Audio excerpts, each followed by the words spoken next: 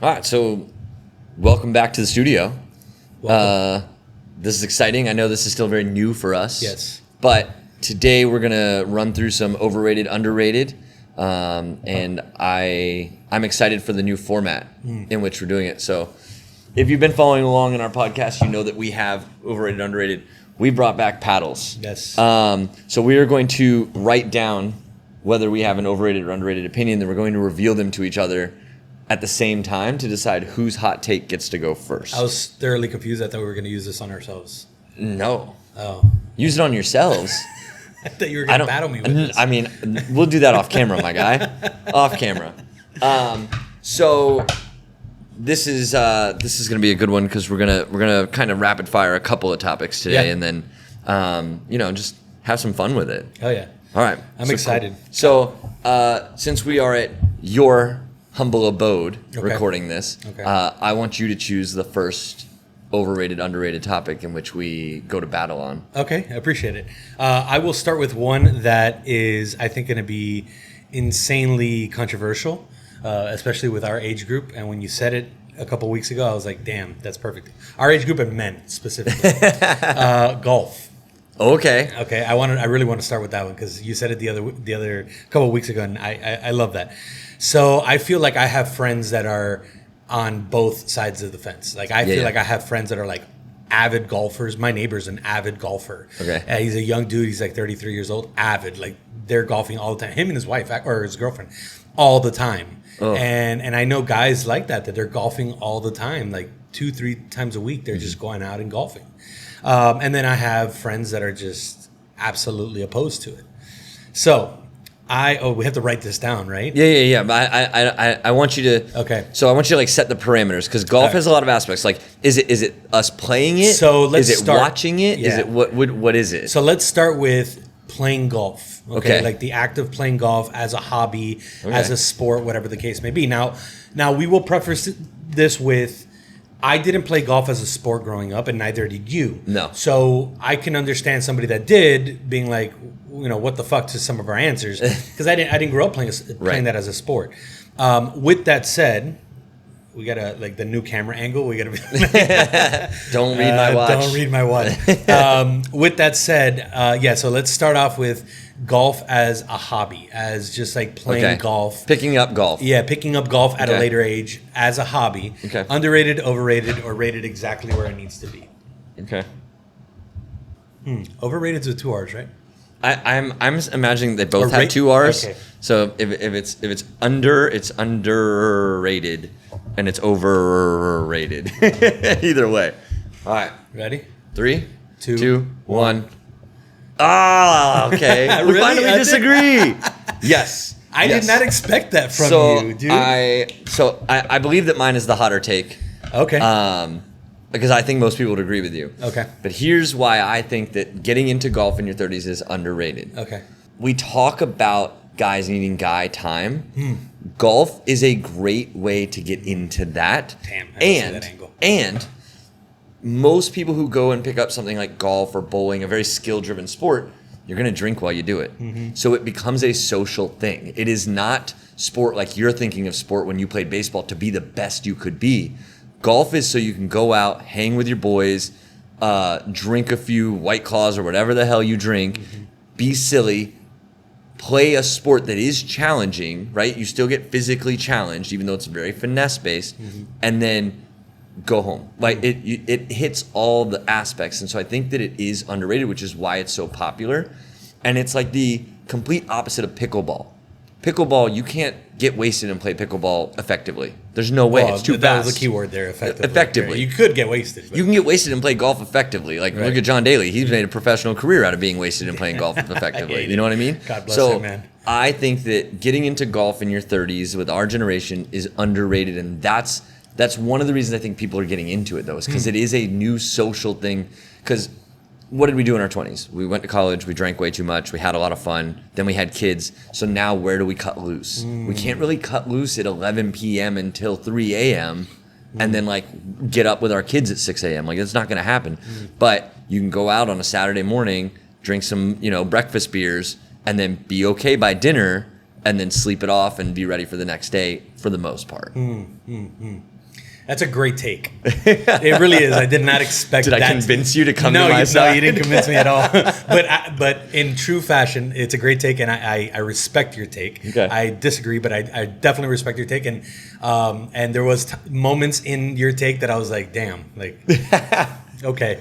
But I come at it in my personal angle. So there's two things. One of them is completely overrated, and the reason being, right in my 20s, right after playing baseball, I got into softball, which has a very similar aspect to it, like boys, social time, drinking. Yeah. You're having fun, whatever. Yeah. With the difference, to your point, is that softball is very competitive, like insanely competitive. It's stupid competitive. It's stupid competitive. And asterisk, I got into it right after baseball. Like I was still juices flowing, like competitive, peak. I'm competitive in general. Yeah, not PED juices. We're talking about just competitive juices. Well,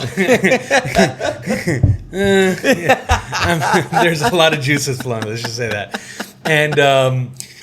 And I got into and I guess maybe I just got a really bad taste in my mouth because I got super competitive really quickly, and I was like, I can't do this, man. Like, this is I'm going nowhere. Like, I'm not gonna be a professional softball player. No, I have shit to do. I got an adult. Like I'm good. Yeah, and I had friends, and I'm not speaking down on them. I had friends that literally would like go as if they were 16 years old, going on tournaments and and whatnot. Yeah, it's super competitive. No, it's very competitive. And again, if that's your thing, like cool. Like I had friends that would do it with their girlfriends. They would go, they'd spend the weekend in Orlando, whatever the case may be, and they were in tournaments. Good for you. I'm not speaking down on you.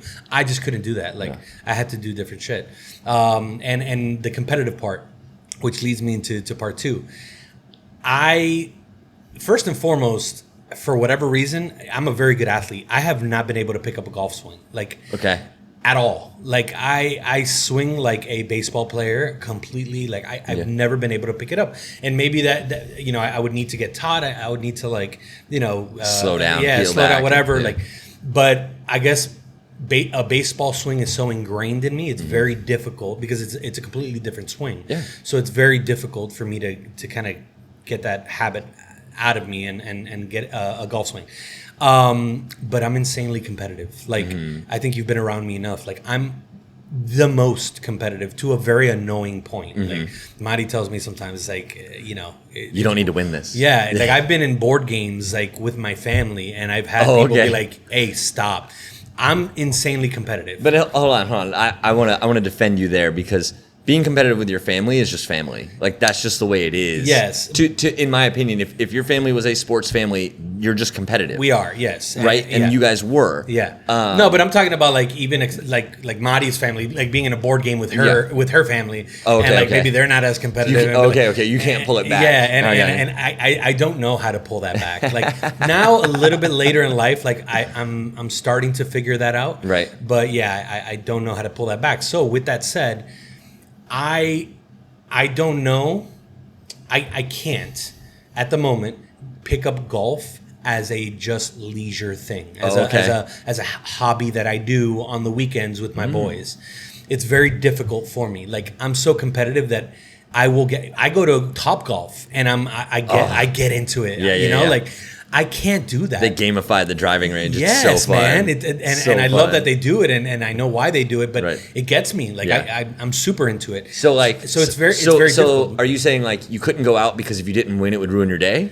Probably it'd get me like a little, maybe not ruin my entire day, but I'd get annoyed. I'd be like, fuck, man. So I was gonna say that I'm past that. I don't want to call it that I'm past that. I know exactly where I stand with golf, and it is below average, right? So I can hit the ball, but I have no idea where it's gonna go. I can chip the ball, but I have no idea how far it's gonna go. I can putt the ball, and I have a pretty good idea where it's gonna go. That's about it. Yeah. So I know that every time I step up to the ball, it's like playing the slot machine. I'm either gonna win big, or there's a better chance it's in the woods. Yeah. And I just accept it. I don't buy brand new balls. I don't buy brand new clubs. I don't buy golf shoes. I'm not indoctrinated into the whole thing. And so I think we're coming at it from very different points of view, which is great. I love that. But I'm also like, I'm going to go out there and play. I don't mind playing with people who are better than me. I don't mind playing with people who are worse than me, because I'm going out there and I'm having a blast because I'm just out there whacking the shit out of this little white ball all around a beautiful golf course in Florida. Right. Like, there are people who come here to play golf. Listen, I get the stigma. I get why it's so popular. I really do, especially like with older men. Younger men, again, I have a little bit more reservation, but once you're getting into your 40s, 50s, and again, I'm not poo-pooing on it. If you're in your 30s and you're into fucking golf, good for you, dog. Like, that's your thing, that's your hobby. I haven't picked it up, and I don't think I can. But 40s, 50s, like for sure. I think about me in my 20s, like I'd be like, golf isn't even a sport, right? Because you're not running, you're not like, it's not a real ball sport. Because like you think of ball sports, you think of baseball, basketball, football, right? Like those are sports. Yeah. And like you're like, nah, you're just hitting a little white ball around. Then you go out and try it, and you're like, fuck, I suck at this, and I'm never gonna be good at it. That might be part of my reservation with golf too. By the way, that might be is that I know I don't have the time to fully dedicate to getting my swing correct in golf. So therefore, I'm like, overrated. Fuck that shit. You know what I mean? Like I just know, dismiss it. Whatever. I know for a fact I don't have the time to do it. Like I would probably have to go to a trainer or whatever, the coach, and show me the swing, and I don't have the time for that. Like I can't do that right now. Maybe I picked up golf too late, or if I pick up golf right now, like maybe it's too late. You get what I'm saying? Like maybe it would take so much time for me. You know that I'm not going to take that it's too late excuse, but I get what you're saying. You put so much time into a baseball swing. Is it worth the stress you would go through to rewire your brain to then switch into golf mode? Correct. Like, and especially like you don't have a group of people who like the only way they hang out is golf, and so you need to do it, right? Like you've got other ways. Like, but I think it's so funny that you mentioned how hyper competitive you are. But we talked about in the gym, there are days where you come in and you're just like, whatever. And we go to a gym that could be very competitive. It's that very CrossFit-ish style training where there is a score at the end of the day, should you choose to put it in. Correct. But we don't push that angle. Yeah. So I think it's so funny that like at a board game with your in-laws where they're not trying to be competitive, you can't turn it off. But in the gym, you can turn it off. Well, but the gym is a very specific area for me because that was part of my demise. Like